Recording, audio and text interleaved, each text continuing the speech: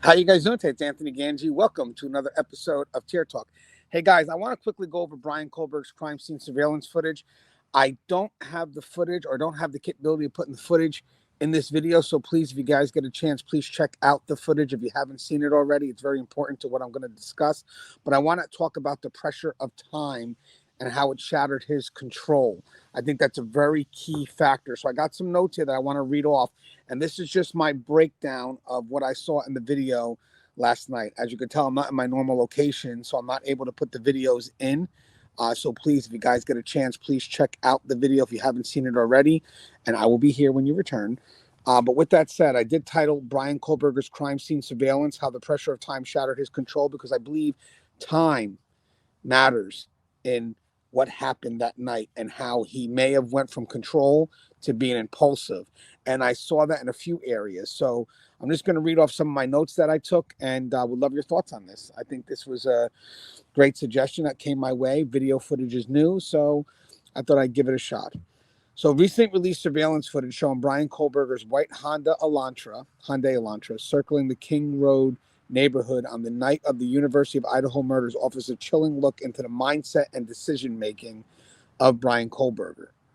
A close examination of the timeline suggests an original plan rooted in control and how the overwhelming pressure of time steadily pushed him into impulsivity and sloppiness. That's what I believe.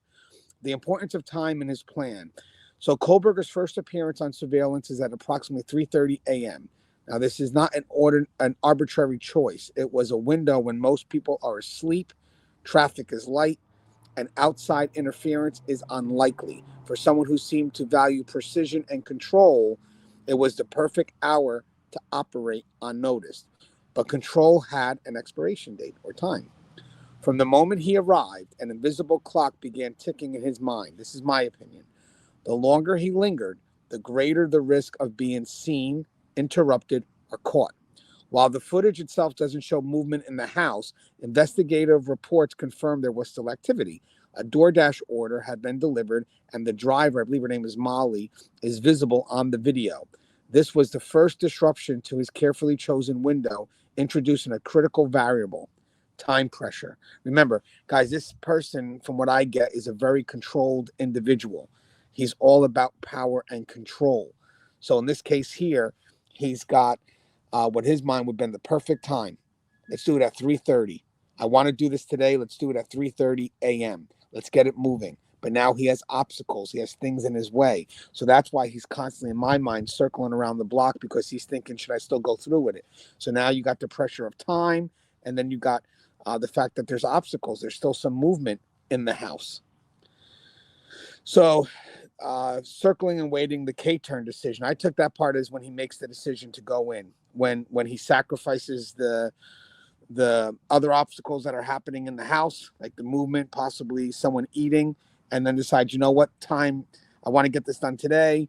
Time is going to push me to do it right now, and that K-turn is that decision. I'm going in. So the footage shows Kohlberger making several passes by the house, each time leaving and returning. This suggests hesitation, weighing the risk of obstacles against his desire to get the crime done that night.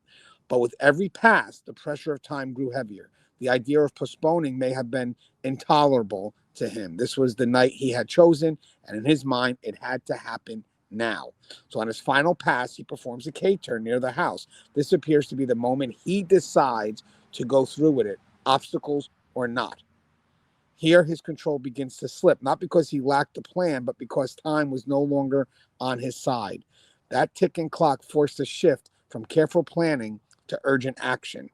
And this is where I figured the attack and loss of control. So I got this from, looked up an ABC News article, which is going to be referenced here.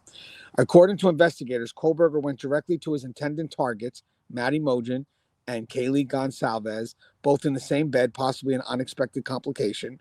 As ABC News reported, Zainer Kanadel, who had just received her DoorDash order and was eating, heard the commotion and confronted him. In a last-ditch effort to reassert dominance, Kohlberger reportedly told her, "It's okay. I'm here to help you." This phrase, while sounding comforting on the surface, was likely an attempt to manipulate and control the situation, a way to momentarily disarm Kanadel, both psychologically and emotionally, so he could regain the upper hand. But in reality, this was the point where control was already gone.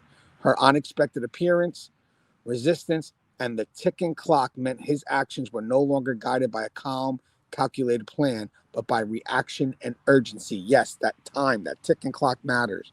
Investigators believe it was during this sequence that he left the knife sheath containing his DNA in Mojan's room, and Conato fought fiercely, sustaining over 50 stab wounds, and her boyfriend, Ethan Chapin, was also killed.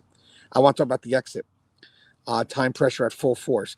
Around 4:17 a.m., the surveillance captures Kohlberger speeding away from the scene. This loud, hurried exit was the final sign that control had collapsed. No longer concerned with stealth or minimizing noise, he was now entirely focused on escape. The pressure of time, the same factor that had pushed him to act despite obstacles, now pushed him to leave as fast as possible, regardless of who heard or saw him. Remember, if he was planning this very controlled, so would be the escape.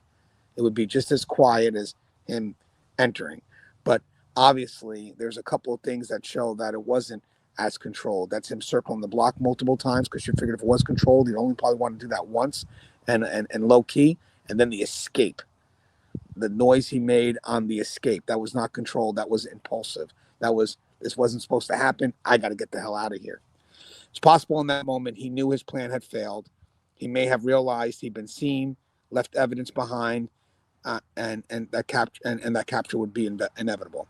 The precision he envisioned at 3:30 a.m. had been consumed by urgency, fear, and the desperate need to get away. The surveillance footage is more than a record of cars circling a house. It's a visual map of control giving way to chaos. Kohlberger began the night with a time-specific plan designed for maximum control, but the pressure of time, the self-imposed need to commit the murders that night, became the very force that made him sloppy. In the end, his obsession with timing didn't preserve control.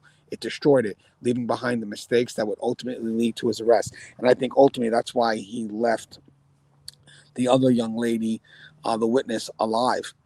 I think at this point, he was more focused on his escape, because he knew that the plan did not carry out because of that pressure of time. He wanted to get it done by a certain time. And I think that was a big factor in why he became a bit more sloppy. I'd just love to get your thoughts on this, please. If you have any insight, please add to the channel or add to the video. And as always, guys, stay safe.